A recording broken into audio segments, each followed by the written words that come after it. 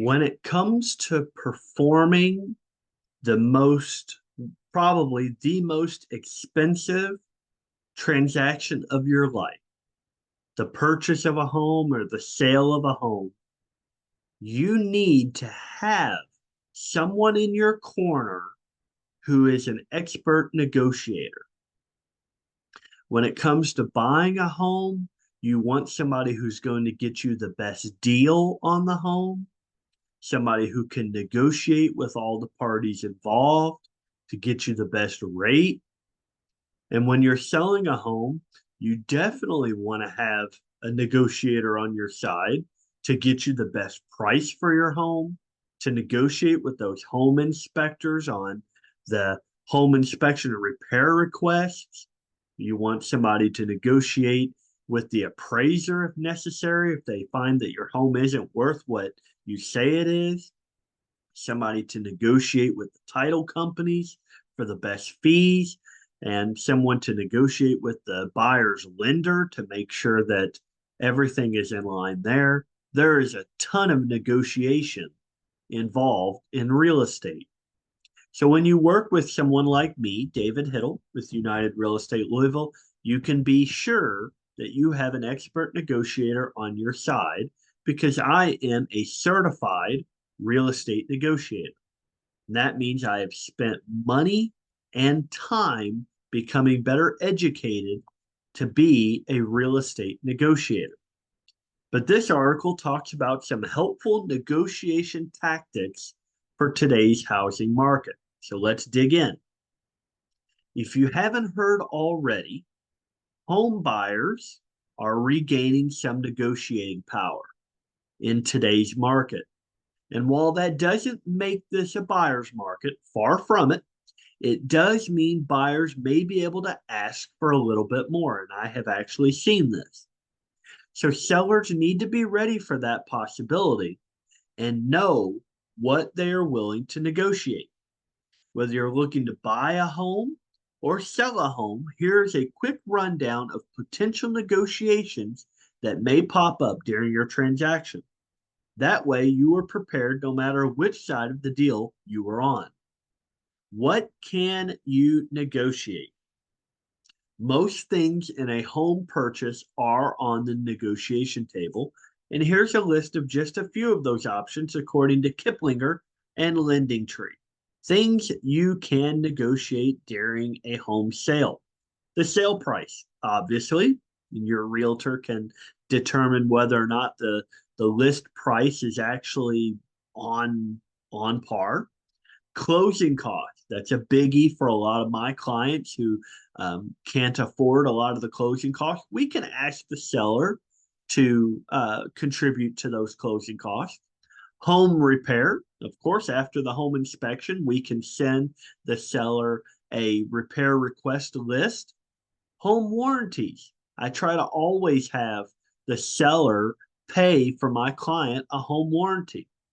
Fixtures and appliances, not as big here in our area, but sometimes you walk into a home and that chandelier is just absolutely beautiful, but the sellers don't want it to stay with the home. We negotiate. And finally, closing date. There are probably many more on here. I know about a few. Appraisal is one. Your lender's fees is another. But these are the things that Kiplinger and LendingTree came up with.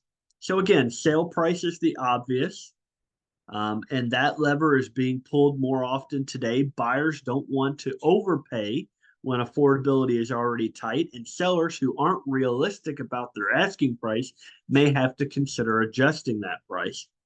Home repairs based on an inspection. The buyer's within their rights to ask the seller to make reasonable repairs.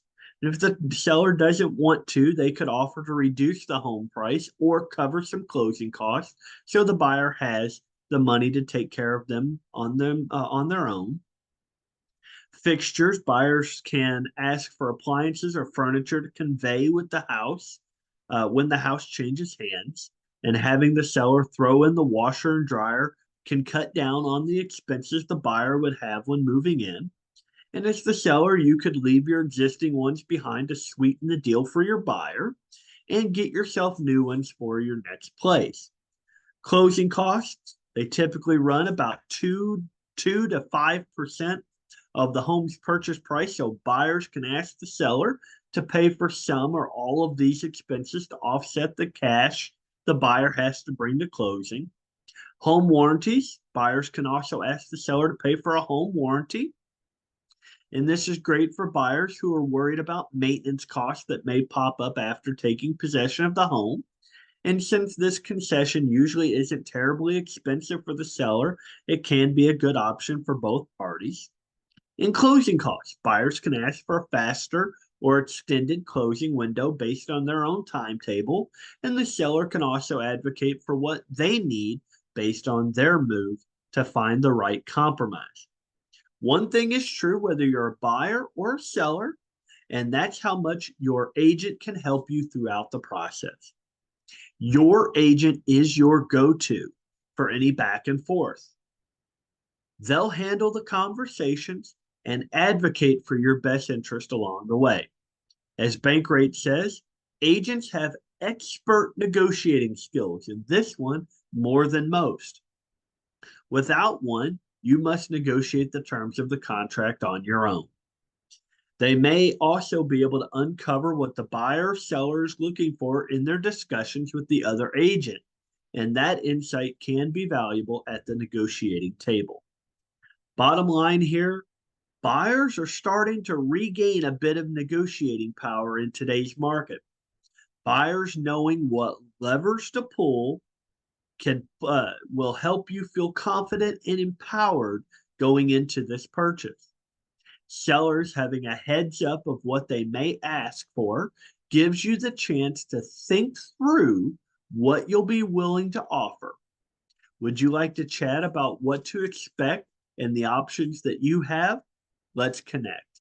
This is David Hittle with United Real Estate Louisville, certified real estate negotiator. I hope you have an amazing day.